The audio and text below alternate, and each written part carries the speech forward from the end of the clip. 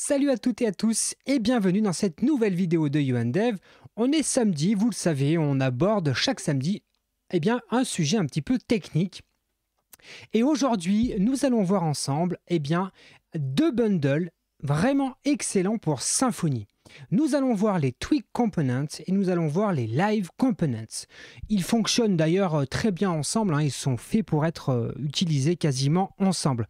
Et vous allez voir qu'avec ces deux bundles, vous allez pouvoir faire du JavaScript sans écrire une seule ligne de JavaScript. Alors oui, vous qui êtes abonné à cette chaîne, vous n'êtes pas abonné, c'est le moment. Vous qui êtes abonné à cette chaîne, vous êtes là parce que probablement vous aimez le PHP et vous aimez Symfony.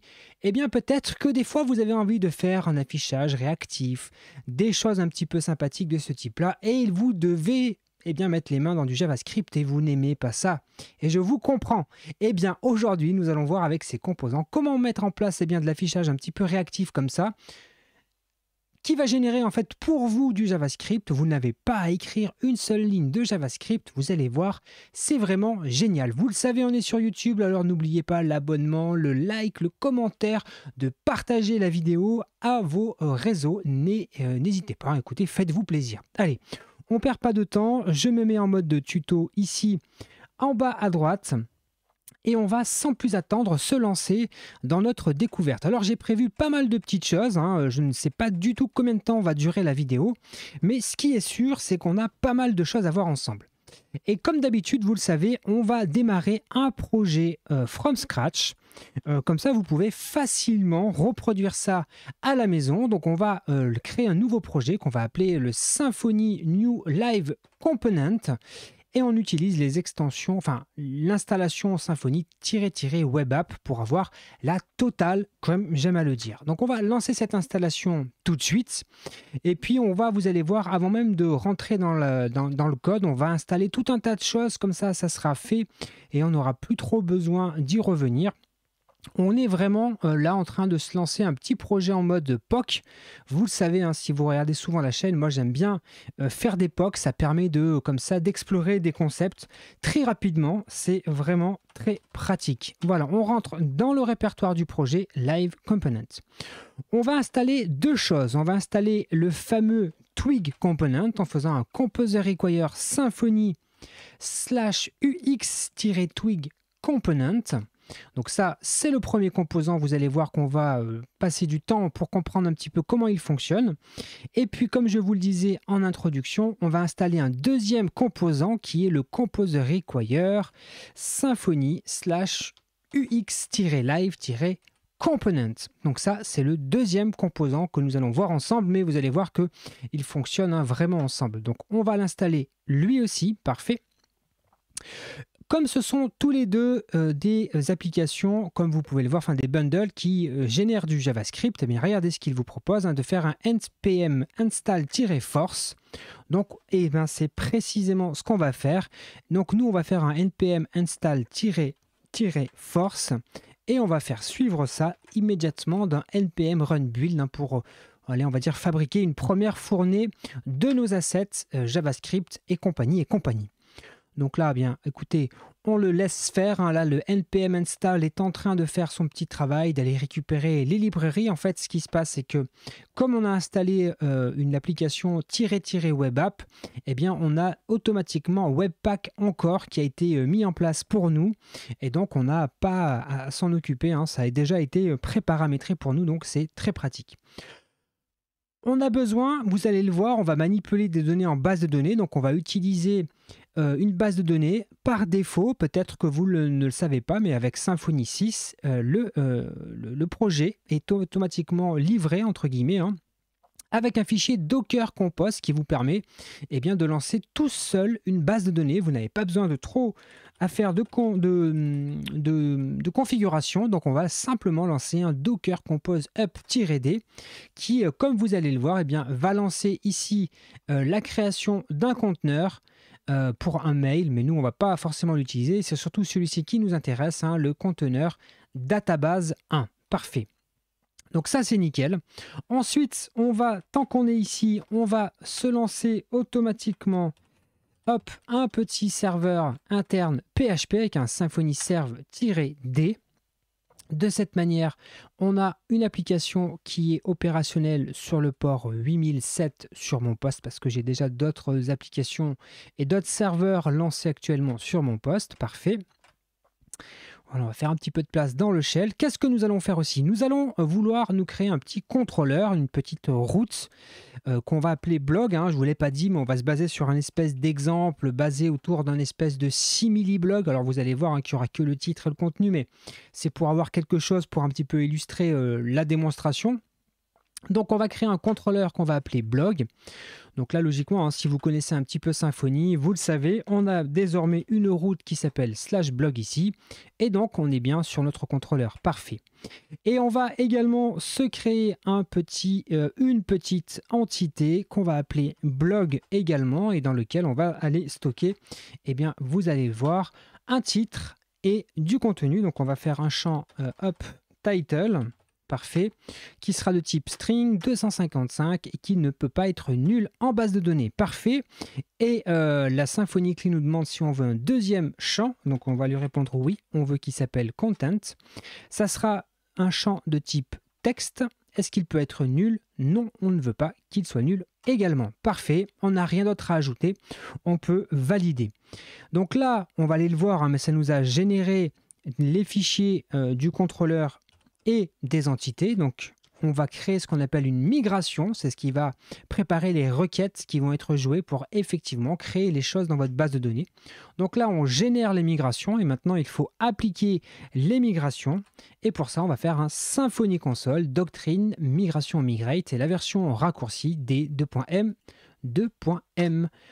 On exécute cette commande, il nous demande si on est prêt à exécuter ça parce que ça va agir sur le schéma, on peut perdre des données, ben nous on s'en fiche puisqu'on n'a encore rien créé. Et là on est pas mal, on a déjà posé un petit peu le projet, hein, il nous a fallu quelques minutes, mais maintenant on peut ouvrir notre éditeur de code et on peut aller voir un petit peu tout ce qui a été généré pour nous. Alors je vais zoomer un petit peu pour que tout le monde puisse bien y voir. Qu'est-ce que ça nous a généré? Ça nous a généré notre fameux blog contrôleur ici, avec la route /blog qu'on a vu tout à l'heure. Et ça nous a généré notre entité blog ici, avec le title, le content, et puis l'ID hein, qui a été automatiquement aussi généré par nous. Donc là, on est pas mal. On est vraiment pas mal. Si on allait voir la doc du live component, et on verrait qu'on n'a pas complètement terminé l'installation, donc on va le faire ensemble, vous allez voir, hein, tout ce que je vous dis là de toute façon est décrit hein, dans la documentation, mais pour finir d'installer correctement le live component qu'on va utiliser tout à l'heure, il y a un petit fichier à modifier ici dans le répertoire asset bootstrap.js, et dans lequel en fait on va rajouter quelques lignes à la fin de ce fichier, et donc je vais les copier-coller, mais elles proviennent précisément de ce que nous donne la documentation. On va importer Live Controller depuis Symfony UX Live Components et on importe également, hein, vous voyez ici, un bout de CSS et ensuite on enregistre le live le Live Controller et on l'appelle live ici. Et ça, c'est fourni en fait hein, automatiquement dans la documentation de Symfony. Vous n'avez pas besoin de vous poser de questions. Vous faites un copier-coller et ça va fonctionner. Et de la même manière, on a une autre petite modification à faire. On va rajouter une route. Donc on va aller dans le répertoire config route.yaml et on va simplement rajouter de la même manière eh bien, une route qui nous est fournie automatiquement dans la documentation. Hein, il n'y a pas de question à se poser. Donc on crée une entrée pour Live Component et on dit qu'il y a une ressource et on donne le lien vers la ressource qui est ici. Et fin de l'histoire, on a fini de configurer notre Live Component. Alors on a fini plus ou moins, puisqu'on va quand même se lancer un petit npm run watch pour que désormais, eh bien, npm soit à l'écoute des éventuelles modifications qu'on ferait dans nos fichiers JavaScript ou CSS, mais vous allez voir, on ne va pas en faire. Et d'ailleurs, en fait, on va quitter tout de suite, on va plutôt faire un npm run build. De cette manière, il va les builder une bonne fois pour toutes. Et comme ça, eh bien, on fabrique hein, les assets qui vont bien pour notre site. Parfait. Comme je vous l'ai dit, on va maniper autour de la création d'un petit blog, hein, d'un simili-blog. Vous l'avez vu, on a une entité ici, entité blog avec un titre et un contenu, mais pour le moment notre base de données est vide. Donc je vous propose que l'on remplisse notre base de données avec des fausses données, ce qu'on va appeler des fixtures. Donc pour ça, il y a deux choses qu'on va installer. On va installer le composer require-dev orm-fixtures parce que ça va nous permettre de faire ce qu'on appelle des fixtures, donc d'écrire des jeux de fausses données.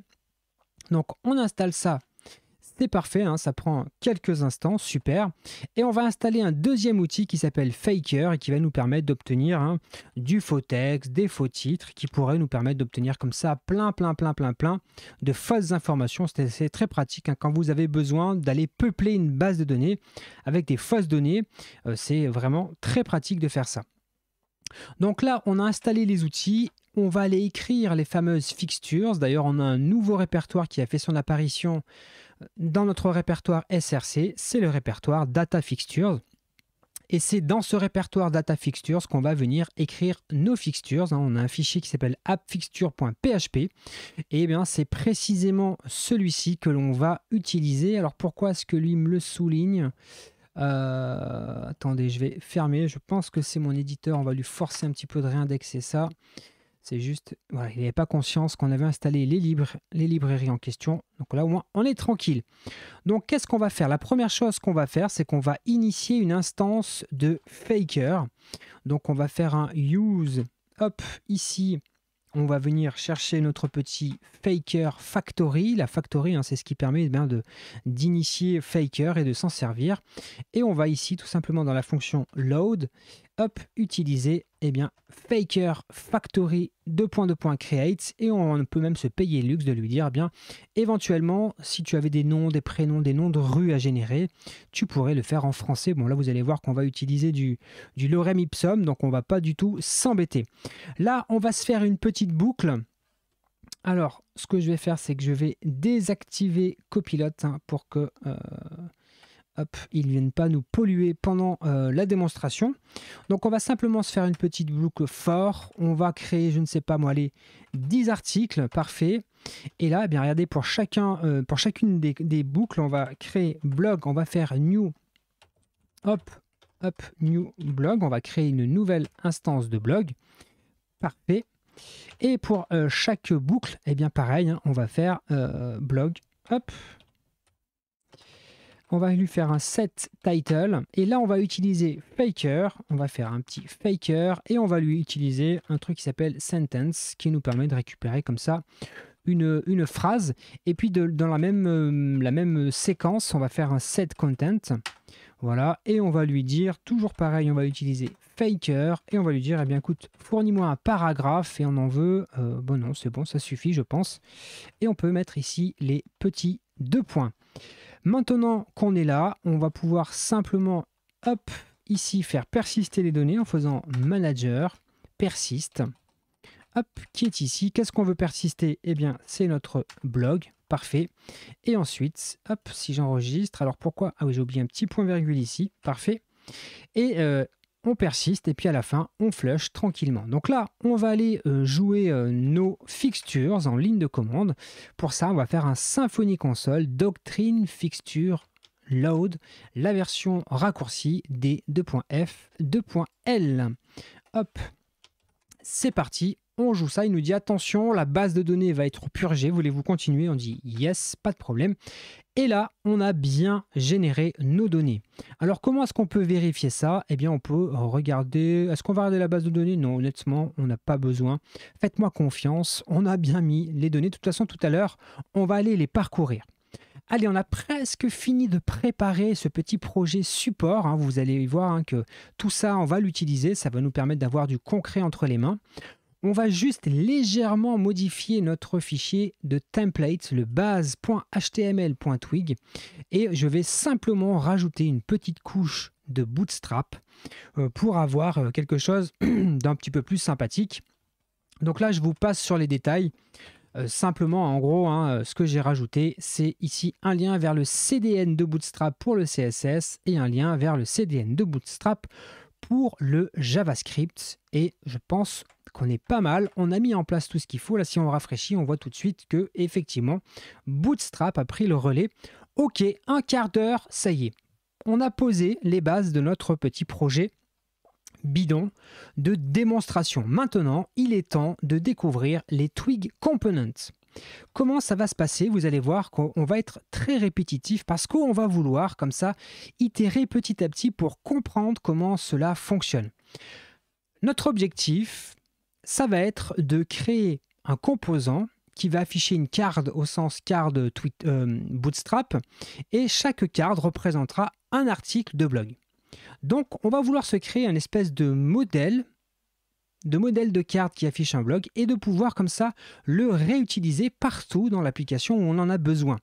Donc pour ça, on va créer un Twig Components. L'avantage, c'est qu'on va pouvoir designer la chose une fois et puis l'appeler partout où on en a besoin.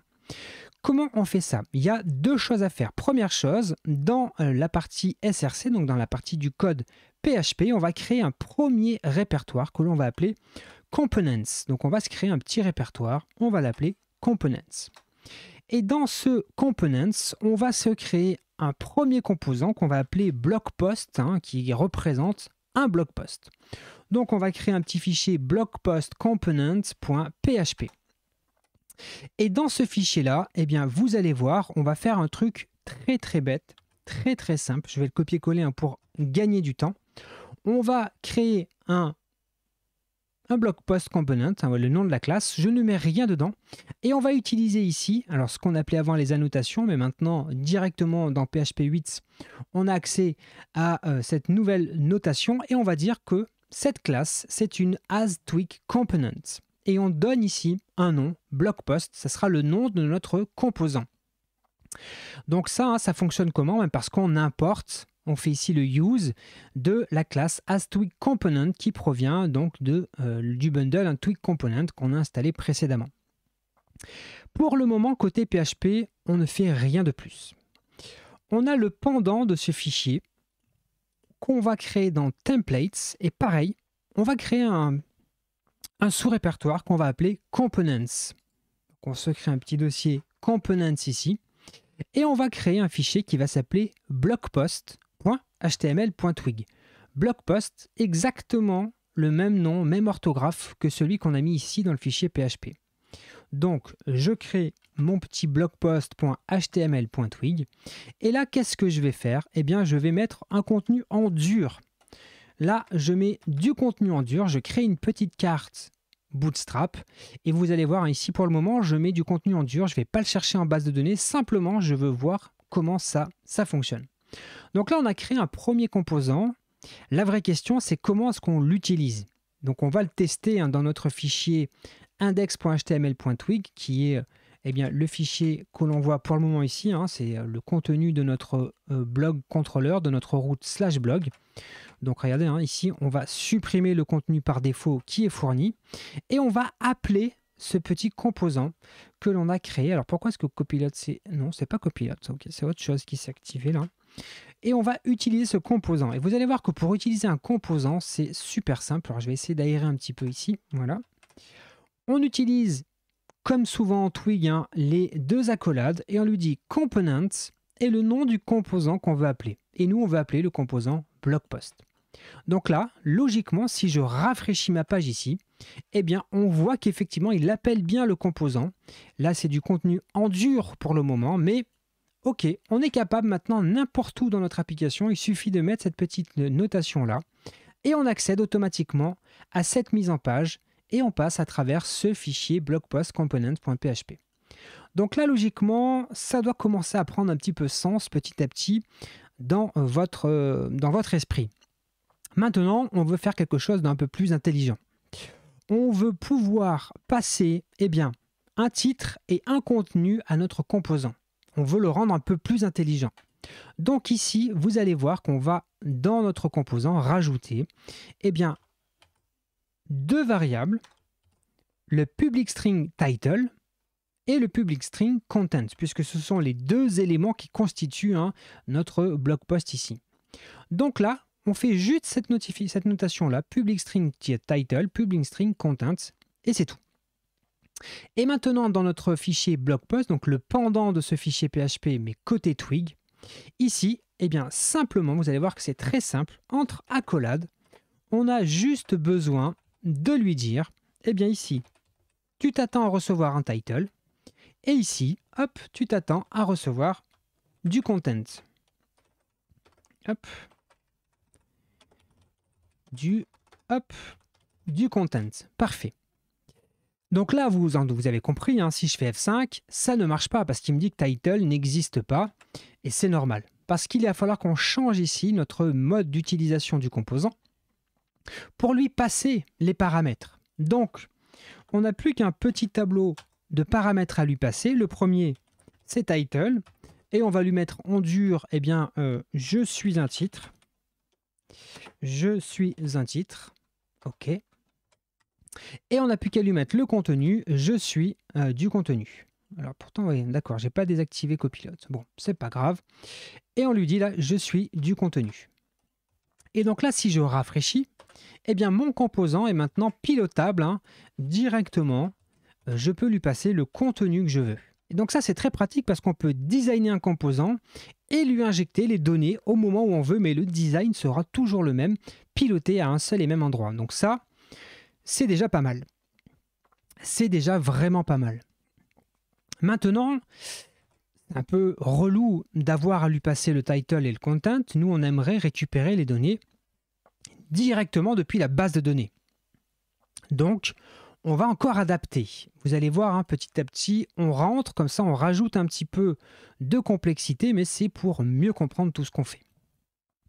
Donc là, qu'est-ce qu'on fait? On va virer ça, on n'en a plus besoin pour le moment. Nous, ce qu'on va vouloir passer à notre composant, c'est un ID. L'ID de quoi? L'ID, vous vous en doutez, de notre blog post. On va vouloir aussi aller chercher, eh bien, dans notre blog repository, le blog post dont on aura passé l'ID. Donc, on va faire un public function up et on va faire quoi? Construct. Voilà. Et dans notre constructeur, hop, et comme on est en PHP 8.1, on peut le faire directement ici. On va faire un private. Et private quoi? Tout simplement blog repository. De cette manière, on va chercher notre blog repository. Private blog repository, voilà, j'ai oublié, et on le stocke dans blog repository. Super. Et on va se créer une fonction qu'on va appeler, vous allez voir, c'est super simple et je pense que vous allez vite comprendre, public function, et on va l'appeler comment? Get blog post. Blog post, hop, comme ça. Qui retourne quoi? Une instance de blog. Parfait. Et là, on a juste à lui dire, c'est très bête, on va lui dire, tu me fais un return de quoi? Bien de $10, hop, $10, blog repository, find, et find quoi? Tout simplement this ID. Donc tu vas me chercher, eh bien, hop, ici, dans mon repository, le blog post qui a cet ID-là. Donc là, on a modifié notre composant. Maintenant, notre composant est capable d'aller interroger notre base de données et de nous retourner une instance d'un article de blog avec les données qui proviennent de la base de données. Maintenant, il faut qu'on modifie un petit peu ici notre blog post. On ne peut plus faire title et content parce qu'on n'a plus ici, nulle part, de notion de title et de content. Donc là, on va modifier ça et on va lui dire this, ok, this.blogpost, parce qu'on a fait blog post, parce qu'on a fait ici une fonction qui s'appelle getBlogPost, et donc quand on fait thisBlogPost, il passe par cette fonction-là, getBlogPost. Donc il faut faire this pour lui dire à l'intérieur de cette classe, on va dire, hein, l'objet, la fonction blogpost, et ensuite, en dessous, tu vas me chercher le title. Et on va faire du coup pareil pour le content. Hop, on va se copier-coller ça ici. Et là, on est bon. Donc là, vous l'avez compris, si je fais F5, il va me dire, je suis désolé, je n'ai pas accès à l'ID, j'ai besoin que tu me spécifies l'ID au moment où tu fais appel au composant. Donc on va modifier ici, et plutôt que de lui donner un ID, un title, etc., nous on va simplement lui donner un ID, ici. Parfait. Tout simplement. Alors ce qu'on va se faire, c'est qu'on va s'en mettre un ou deux, histoire de de voir le contenu, lui, on va lui dire que c'est le composant avec le contenu du blog post qui est l'ID 2. Et là, regardez, si je fais F5, F5, ça ne marche pas. Pourquoi? J'ai oublié quelque chose. Qu'est-ce que j'ai oublié, les amis? Ici, public int $id. Ça, on est bon. Le blog post, on a fait ce qu'il fallait. OK. Qu'ai-je oublié, les amis? J'ai oublié quelque chose, c'est sûr et certain, mais je ne sais pas quoi. Là, on fait le find, on lui dit le this ID. OK. Tac, tac, tac. Pourquoi est-ce qu'il n'est pas content? Qu'est-ce qu'il n'est pas content? Hop. Il ne peut pas y accéder. Public function. Alors, attendez. Est-ce que j'ai oublié quelque chose? Tac, tac, tac. Je vais copier-coller mon petit contenu préparé à l'avance, mais je pense qu'il n'y a pas de différence. Non. Alors, public ID, tac, tac, est-ce qu'ici... Ah ben non, regardez, c'est non mais n'importe quoi. Je lui passe un title. Et non, c'est pas un title, c'est un ID que je lui passe. Non mais si je ne sais plus lire, on est mal barré, les amis. Et là, si je fais F5, pas de souci. On voit bien que maintenant, avec notre petit composant, vous avez vu, hein, il suffit ici, on lui passe l'ID, il nous l'affiche comme il faut dans la petite carte qu'on avait designée précédemment. Ok, ça, c'est vraiment très très cool. Maintenant, essayons de pousser le principe un peu plus loin. Est-ce qu'on ne pourrait pas se faire un composant qui utiliserait lui-même des composants? Par exemple, on pourrait avoir envie de faire un composant qui nous affiche tous les blog posts et qui lui-même, pour afficher chacun des blog posts, utiliserait ce composant qu'on a déjà designé. Alors allez, allons-y, essayons, explorons cette piste pour voir si on peut faire ça. Donc allez, je vais fermer un petit peu tout ce qu'il y a là. On va premièrement se créer la partie PHP. On va l'appeler All Blog Post Component. Voilà, j'ai jamais de très bonnes idées pour les noms de fichiers, mais on va l'appeler tous les blog posts composants parfaits. Je vais copier-coller le code, mais on va évidemment l'étudier ensemble. Donc là, c'est tout pareil que tout à l'heure. On lui dit quoi? Que c'est un Twig component qui s'appelle all underscore blog post. On va ici chercher dans notre constructeur le blog repository. Et là, eh bien, on fait un truc tout bête. Hein, on fait un get all blog post. Ben, on va faire un find all en lui disant ben, va me chercher tous les blog posts. Très très simple à comprendre, rien de sorcier. Vous l'avez compris, maintenant il faut qu'on crée le pendant côté Twig. Donc on va créer le fichier allblogpost.html.twig. Ici, on va se faire le nouveau fichier et on l'appelle exactement le allblogpost, hein, de la même façon qu'on l'avait nommé ici. Si j'avais mis Titi, eh bien j'aurais mis Titi dans le nom du fichier. Et là, vous allez voir, on va faire un truc mais tellement simple. Hop, j'ai pas copié toutes les lignes.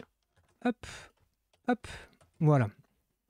On lui dit, pour tous les blog posts contenus dans this all blog post, je vous rappelle, hein, c'est cette fonction-là, eh bien, tu vas m'afficher quoi? Eh bien, le composant qu'on avait créé tout à l'heure, rappelez-vous, hein, le composant blog post, on lui passe l'ID, on le récupère directement ici dans le petit blog post. Et donc là, logiquement, eh bien, ce super composant va appeler ce composant-là à chaque fois qu'il y aura un article de blog. Donc là, on va aller gentiment modifier à nouveau ici ce fichier. Hein, il commence à être fatigué. Et on va lui dire, bah, tiens, au lieu de faire tous ces blog posts un par un, je vais te donner un seul composant. Hop, ici, celui-ci. Et lui s'appelle All Blog Post. Et celui-ci va appeler en boucle. Si je fais F5, eh bien là, j'active directement et je peux afficher tous mes composants, tous mes blog posts, pardon, en une seule fois. Donc ça, c'est vraiment très pratique. Vous avez vu, on n'a pas écrit beaucoup de code. On a bien découpé chacune des choses. Hein. Si je veux changer le design de mes blog posts, je viens ici. Si je veux changer la façon dont j'itère pour afficher les blog posts, c'est ici. Si je veux agir sur la partie PHP, la partie recherche dans ma base de données, par exemple, au travers du repository, je peux le faire ici. Et c'est vraiment très pratique parce que du coup, on a créé des choses qui sont réutilisables facilement partout dans notre application. Donc ça, c'était la première partie de cette vidéo. C'était la partie Twig Component. Logiquement, déjà avec cette première partie, je pense que vous devez avoir plein de choses qui pop dans votre tête, hein, plein d'idées. Vous allez avoir envie de refactoriser plein d'applications pour vous dire, mais attends, on pourrait se faire un design système à base de petits composants réutilisables partout. Tiens, ça, c'est une modale. Tiens, ça, c'est comme ci, c'est comme ça. Et c'est vrai que ça ouvre pas mal de perspectives. Moi, je trouve ça assez intéressant comme approche. À voir dans la vraie vie, hein. Pour le moment, moi, je ne l'ai pas manipulé professionnellement. Hein. J'ai découvert ça, je l'ai étudié exprès pour vous tourner la vidéo, mais forcément, ça me donne plein d'idées et j'ai hâte, hein, de l'appliquer professionnellement, même si quand même, il faut le noter, ce sont des fonctionnalités expérimentales dans le sens où elles ont été introduites récemment dans Symfony. Quand on dit expérimental, il peut y avoir des breaking change d'une version à l'autre, c'est-à-dire que ce n'est pas encore quelque chose qui offre encore la rétrocompatibilité d'une version à l'autre, mais vu comment c'est pratique, il y a de très fortes chances que ça soit, à mon avis, utilisé plus largement. Allez, on repasse en petit ici. Pourquoi? Parce que maintenant qu'on a vu comment fonctionnent les Twig Components, on va passer à l'étage de la fusée supérieure. On va découvrir maintenant les Live Components. Les Live Components, vous allez voir que ça va vous permettre de mettre en place des éléments réactifs dans votre application sans écrire une seule ligne de JavaScript. Et je vous propose qu'on balaye ça avec deux exemples. On va faire une première chose qui va être une espèce de recherche dans nos articles, une espèce de petit moteur de recherche, puis en fonction de ce qu'on tape, va nous afficher les articles qui correspondent à ce qu'on a tapé. Hein. Par exemple, si je tapais VOUL, eh bien, il nous afficherait cet article. Si je tapais AB ici, il nous afficherait celui-ci et éventuellement les autres, hein, qui auraient la même correspondance.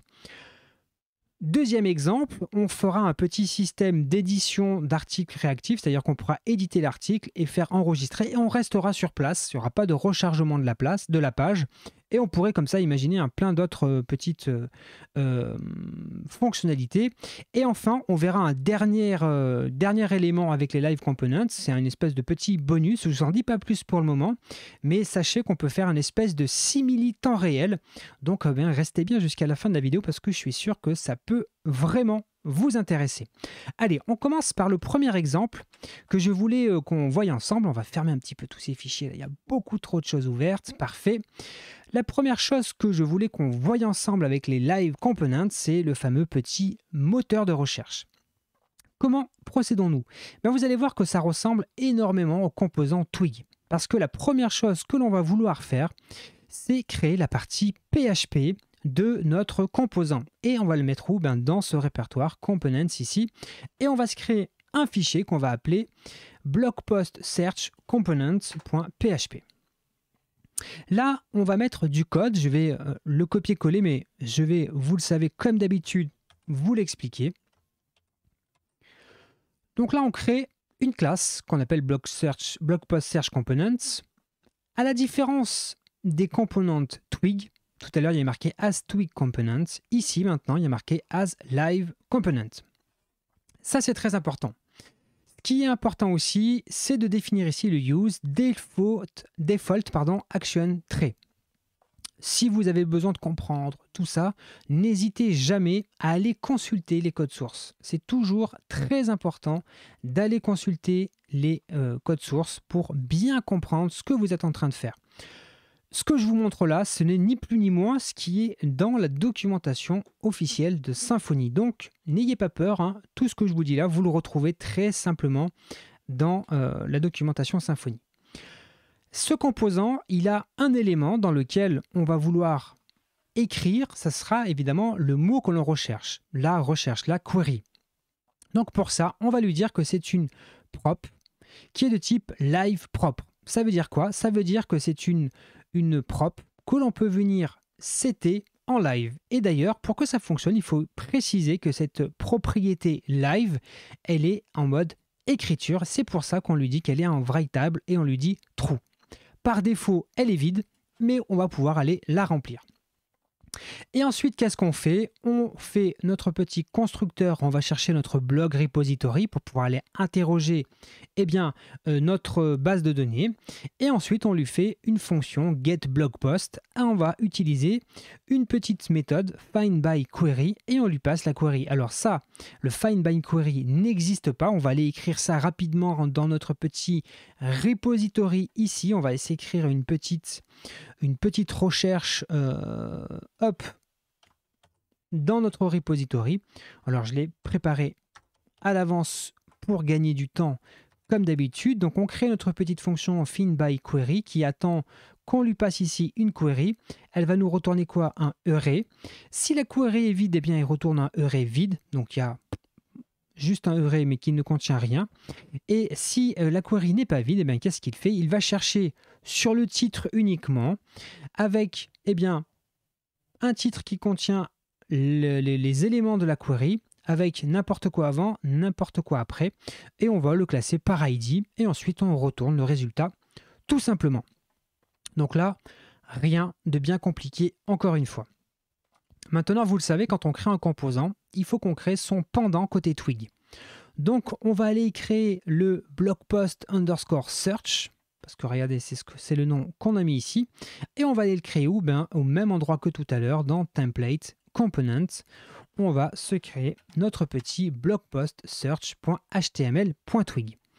Et là, vous allez voir que c'est un peu plus complexe, entre guillemets, que les composants Twig, qui ne sont pas réactifs, mais c'est pas beaucoup plus compliqué.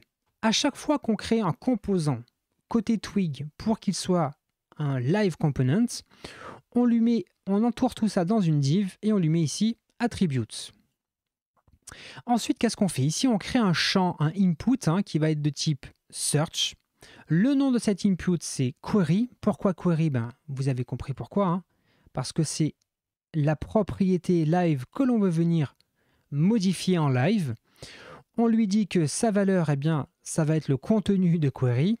Et ensuite, et ça c'est important, on lui dit data action, on lui dit que tu es live update, c'est-à-dire que tu te mets à jour en temps réel lorsque je vais modifier la query. Et ensuite, qu'est-ce que l'on fait? Eh bien, au fur et à mesure que l'on tape dans query, donc la query change.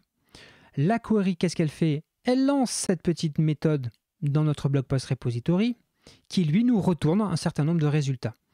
Et donc, eh bien, on boucle en temps réel, j'ai envie de dire en live sur ces résultats. Et qu'est-ce qu'on fait? Eh bien, on passe ces résultats, eh bien, regardez, on ne s'embête pas, à notre composant qu'on a designé déjà tout à l'heure, notre fameux composant blog post. Maintenant, eh bien, testons ce petit composant. Alors, ce qu'on va se faire, c'est qu'on va se créer une nouvelle petite route ici. Une petite route simplement qu'on va appeler search pour eh bien, garder cette petite route. Comme ça, je pourrais vous mettre le code source à disposition et vous pourrez un petit peu retrouver tout ce qu'on a fait. Donc là, très simplement, je crée une route /search, fonction search. Et du coup, il faut que je crée le petit fichier search.html.twig que l'on va mettre eh bien, dans template. Template, ils sont où? Ici, voilà. Et on va se créer un petit search.html.twig, tout simplement. Et qu'est-ce que l'on va mettre dans notre search.html.twig? Eh bien, on va mettre les balises basiques en étant base.html, le titre, blog body. Et là, on va simplement lui dire, tiens, va me chercher le composant blog post search. Et regardez le résultat. Ici, si je change l'URL et que je vais sur search, eh bien, j'ai un petit moteur de recherche, alors qui ne ressemble pas à grand-chose, mais regardez, si je tape AB, alors AB, ce n'est pas le cas, parce que c'est sensible à la case, mais vous voyez qu'au fur et à mesure que je tape des lettres, regardez, c'est réactif, et ça me fait la recherche. Alors évidemment, il faut trouver des mots entiers, par exemple SIT, ok, pas de problème, vous avez vu que c'est en temps réel. Donc ça, c'est vraiment cool. Et en fait, qu'est-ce qui se passe en tâche de fond? Regardez, si j'active ici la console et que je me mets sur réseau, à chaque fois que je fais une lettre, eh bien, il y a une recherche en Ajax qui est lancée. Regardez, je pense que si je l'ouvre dans un autre onglet, voilà, on a le résultat, qui n'est pas très joli. Mais regardez, hop, à chaque fois que je tape une lettre, voilà, il n'y a plus de réponse, mais vous voyez qu'il y a un appel Ajax qui est fait pour nous et on n'a pas écrit une seule ligne de JavaScript. D'ailleurs, hein, sachez-le, regardez avec le debug bar Symfony ici, vous avez ce petit icône ici qui vous donne hein, la liste de tous les appels, toutes les requêtes Ajax. Donc là, on va les nettoyer, il y en a eu 34. Regardez, dès que je tape, hop, ici, on voit qu'il y a une petite requête Ajax qui a été faite et il vient m'afficher le contenu. Donc, eh bien voilà, on a mis, vous avez vu, hein, on a pratiquement écrit aucune ligne de code et on est déjà capable d'avoir un espèce de petit moteur de recherche un petit peu dynamique comme ça avec un affichage tout en réexploitant hein, notre Twig component de tout à l'heure parce que il ne faut pas déconner, hein, on ne va pas s'amuser à tout réécrire. Parfait. Donc ça, c'était le premier exemple que je trouve assez intéressant. Encore une fois, vous avez vu, hein, on n'a pas écrit beaucoup de code. Hein. Ici, 0 ligne de JavaScript. Juste quelques petites balises particulières à utiliser ici. Et encore une fois, tout est bien décrit dans la documentation. Et puis, je vous donnerai aussi une ressource incroyable pour bien comprendre comment fonctionnent les Live Components. Et honnêtement, avec ça, logiquement, ça n'aura plus aucune surprise pour vous. Donc là, on va essayer maintenant de se faire une espèce de petit système d'édition d'articles en mode réactif. Donc pareil, on va créer maintenant, vous le savez, dans le SRC Components, on va créer le fichier PHP du composant. Donc là, on va l'appeler le edit blogpost components.php. Pareil, hein, je vais copier-coller le code parce que sinon la vidéo va durer 3 heures et comme il fait à peu près 30 degrés dans la pièce dans laquelle je suis, je vais littéralement mourir. Qu'est-ce qu'on fait cette fois-ci? Pareil, on dit qu'on fait un edit blogpost component, que c'est un asLive component, on l'appelle edit underscore blogpost. Ici, je vais étendre le abstract controller, mais j'ai même envie de dire qu'on n'en ait pas forcément besoin ici. Est-ce que, ouais, si je l'enlève, on n'en a pas besoin. Parfait. Et là, qu'est-ce qu'on fait? Vous allez voir que ici, on fait, comme je vous l'ai dit tout à l'heure, le use default action trait. Et ici, le validate, en fait, on n'en a même pas besoin parce qu'on ne va pas utiliser les assertions comme ça. Voilà, on va simplifier ça. Ah si, on fait le validate ici. Je vous dis des bêtises. Hop. Ouais, on va faire comme ça. Qu'est-ce qu'on fait? On crée une variable ici, blog post, qui est de type blog, hein. Et on lui dit, toi, tu es une propriété live. Et cette propriété live, je vais exposer 2 choses de ton contenu. Je vais exposer le title et je vais exposer le content. Donc, entre guillemets, j'explose le contenu du blog post ici et j'expose ça dans la propriété. Ensuite, ici, on crée une variable boolean isSaved pour savoir si c'est sauvé ou pas, hein, si ça a été enregistré ou pas. Et ensuite, je crée une action que je vais appeler save. On lui passe l'Entity Manager interface pour pouvoir faire persister évidemment l'information en base de données. Et là, vous allez voir hein, que jusqu'à présent, on a découvert les live props. Et là, on va faire une live action. Et vous allez voir qu'on va pouvoir activer cette live action depuis notre fichier Twig. Là, qu'est-ce qu'on lui dit? La première chose, lui, ce qu'il fait, c'est qu'il va essayer de valider le contenu de blog post. Il va vérifier que ce qu'on lui passe est conforme à ce qui est attendu. Ensuite, il dit quoi? Il passe la valeur isSave à true et ensuite, il flush. Donc, il fait persister la nouvelle version de blog post avec les données qu'on aura actualisées en base de données, tout simplement. Donc là, vous l'avez compris, il faut qu'on fasse le pendant côté Twig. Donc là, hop, on va se créer un fichier edit-blogpost.twig, hein, parce que le nom, rappelez-vous, il est là. Donc on va aller dans nos components Twig, faire un nouveau fichier. On crée donc le edit_blogpost.html.twig. Et là, vous allez voir qu'on va créer le plus gros fichier finalement, hein, celui qui va être le fichier le plus gros depuis le début de cette vidéo. C'est pour vous dire qu'on n'a pas écrit beaucoup de code et c'est ça qui est cool avec ces 2 bundles, c'est que on arrive à nos fins sans écrire trop de code. Alors là forcément il y en a un petit peu plus. On explique tout ça, pas de souci, ne vous inquiétez pas. Comme je vous l'ai dit, hein, pour les live components, on entoure tout ça par une div qui contient ici attributes. Jusque-là, on ne se pose pas de questions, on a compris. Ici, qu'est-ce qu'on va faire? On va afficher le nom du blog post qu'on est en train d'éditer. Ici, on met le premier champ dans lequel on va faire quoi? On va modifier le title. Regardez, le data model, on lui dit que c'est blogpost.title. De quoi est-ce que ça provient? Eh bien, ça provient de ici. On lui dit blog.title. Et donc, c'est grâce à ça, grâce au fait de dire data model, qu'il sait que c'est dans ce champ-là qu'il doit aller écrire. On lui dit que c'est un champ de type texte. On lui dit qu'il contient la valeur blogpost.title, c'est-à-dire que quand on charge le formulaire, eh bien, par défaut, il nous affiche évidemment le contenu de blogpost.title. Et là, ça c'est important, vous voyez qu'on lui dit le data action, on lui dit, donc le data action, le live action qui est ici, tu fais un petit effet blur et surtout tu t'actualises lorsqu'il y a un update. Ok, on fait exactement la même chose pour le contenu ici. Et ici, qu'est-ce qu'on fait? On fait un affichage qui va être actualisé, vous allez le voir en temps réel, du résultat une fois sauvegardé. Ça va être une espèce d'aperçu, du coup on va le mettre sur un fond un petit peu différent, un petit peu plus différenciant. Et ensuite, regardez, ça c'est très important. Ici, et c'est ici qu'on fait que tout ce qu'on va modifier dans nos champs ici vont être enregistrés de manière réactive. C'est grâce à ce bouton ici. Et ce bouton, on lui dit quoi? On lui dit que c'est une data action live action. Hein, on veut qu'il fasse partie de ce composant live. Et on va lui dire, eh bien, quand je te clique dessus, tu dois activer la fonction save. Et rappelez-vous, la fonction save, elle est là. Qu'est-ce qu'elle fait? Eh bien, elle prend l'entité de blog qui est ici, elle la sauvegarde, elle passe isSave à true et elle flush, tout simplement.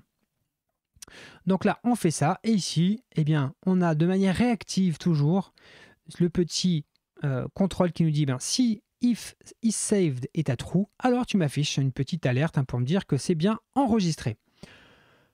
On va essayer de l'utiliser pour que ça soit un peu plus clair, pour que vous compreniez ce qu'on vient de faire. Donc on va faire comme tout à l'heure, on va se créer une nouvelle petite route dans notre blog contrôleur. On va se créer une autre route qu'on va appeler edit, tout simplement. Voilà, on se crée une petite route edit, on va importer blog ici parce que sinon il ne va pas être content, parfait.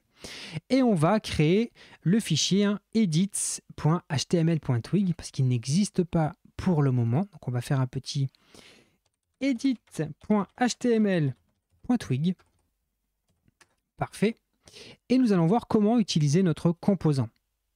Alors, ce que je n'ai pas précisé, c'est que la route edit, elle attend un numéro d'ID ici, donc on va lui passer 1, 2, 3, 4 qui représente donc l'ID du blog post que l'on veut éditer. Mais après, je vous laisserai extrapoler, vous pouvez évidemment imaginer plein d'autres cas d'usage, mais là on fait quelque chose de simple pour que ça soit facile à comprendre. Et donc dans ce nouveau fichier edit.html.twig, vous allez voir qu'on va tout simplement appeler notre composant edit blog post et on lui passe quoi? Un blog post. Pourquoi est-ce qu'on lui passe un blog post? Parce que regardez ici, il s'attend à ce qu'on lui passe un blog post. Et donc là, logiquement, à partir du moment où on va aller sur edit / et puis l'ID du post que l'on veut éditer, on va pouvoir l'éditer de manière réactive. Par exemple, si je fais edit /1, vous voyez que donc j'ai bien le titre de mon article, j'ai le champ title, je vais pouvoir écrire directement dedans, le contenu, je vais pouvoir écrire directement dedans. Et là où c'est cool, c'est que vous allez voir l'aperçu ici, vous avez vu qu'il s'est mis à jour en temps réel déjà, donc rien que ça, très pratique. Et je peux faire enregistrer les modifications. Et là, ça y est, c'est enregistré, je suis resté sur la même page. Alors si on veut tester, on va voir si ça marche, je vais marquer Johan dans le titre, et je vais marquer « Ceci est un test » dans le contenu. Je fais enregistrer et retournons sur notre page search de tout à l'heure. Ici, regardez. Et si je tape Johan, eh bien effectivement, on voit bien que ça a bien été persisté dans la base de données parce que je peux directement le rechercher. Donc là, vous avez vu, on peut très facilement, comme ça, mettre en place un petit outil très simple pour faire une espèce de système d'édition sans qu'il y ait de rechargement de la page. Et j'avoue que ça, eh bien, je trouve ça vraiment hyper pratique. Vous pouvez imaginer comme ça sur un tableau avec plein de données beaucoup plus complexes. Après, à vous d'imaginer le cas d'usage, mais c'est vraiment cool. Maintenant, et c'est le petit bonus final à cette vidéo, ce que je vais vous montrer, que je trouve vraiment cool avec les live components, c'est qu'on peut faire une espèce d'affichage simili temps réel.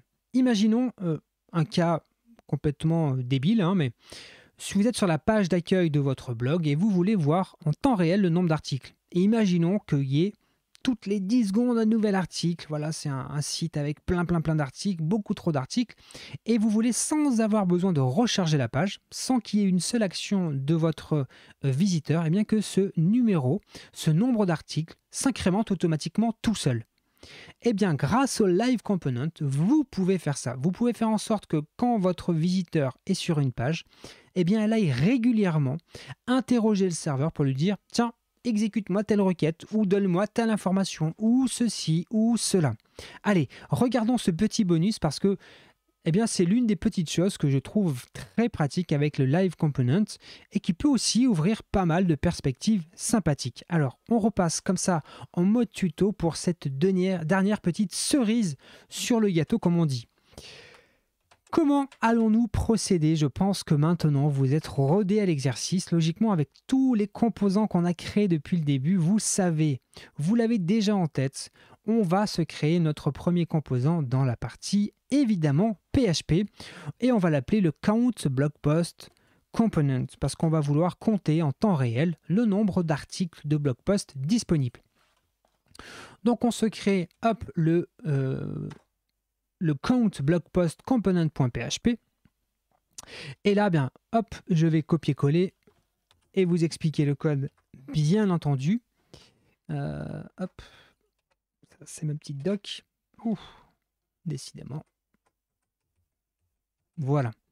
Donc on crée notre classe count blog post component. On lui dit que c'est bien as live component, très important. On lui donne le nom count blog post. Toujours pareil, on fait le use default action trait, on fait le public function construct pour aller chercher notre blog repository. Et là on fait une fonction get all blog post et on utilise la fonction count pour compter le nombre de blog posts à l'intérieur de notre blog repository. Évidemment, on pourrait écrire ça mieux, on pourrait faire ça plus propre, mais c'est, je pense, suffisant pour comprendre le principe. Vous le savez, la suite logique, c'est d'écrire la partie HTML de notre composant, notre partie component dans Twig. Et là, eh bien, on va se créer le countblogpost.html.twig, le petit fichier qui porte le nom du composant. Et là, vous allez voir qu'on va, eh bien, ça va être très simple aussi. On va créer donc la fameuse div attributes et on lui passe ici, et c'est très important, on lui dit que c'est data-pool. Ça, c'est très important parce que c'est ce qui va faire que justement votre composant, c'est-à-dire cette requête-là, soit effectuée régulièrement par défaut. C'est 2 secondes, mais vous pouvez changer le timing pour le paramétrer. Ça serait ici que ça se passerait. Vous pourrez rajouter des paramètres, mais ça, je vous laisserai découvrir évidemment la documentation. Là, aujourd'hui, on ne voit que les grands principes. Et où est-ce qu'on va vouloir afficher ça? Eh bien, dans ces cas-là, on va vouloir afficher ça sur notre page d'accueil, la index.html.twig. Et on va simplement se rajouter ce petit composant au-dessus de la liste de nos articles. Hop, ici, parfait. J'enregistre. Et là, si je vais sur la route /blog, eh bien, on voit, alors attendez, le count blog post, tac. Qu'est-ce qu'on a oublié? Count blog post, ici, count, le get all blog post. Ah, tac. Ici, je l'ai appelé count et pas all. Count, hop, blog post. C'est comme ça qu'on l'a appelé, count blog post. Voilà, c'est pour ça. Donc là, on actualise et il nous dit quoi? Le nombre de blog posts, actuellement, il y en a 10 sur notre blog. Maintenant, on aimerait que ce chiffre-là, sans que j'ai besoin de recharger la page, s'actualise à chaque fois qu'il y a un nouvel article. Alors, ce qu'on va faire, on va créer une route absolument débile. Je vous le dis tout de suite, cette route n'a absolument aucun intérêt. On va créer une route et à chaque fois qu'on charge cette route, ça va nous générer un nouvel article. Ça n'a absolument aucun intérêt, mais pour la démonstration, ça sera bien suffisant. Donc, regardez, on se fait un truc tout bête. Hop. J'ai repris en fait en vérité le code que l'on avait utilisé. Hop, non, je n'ai pas importé le bon factory, c'est celui de Faker.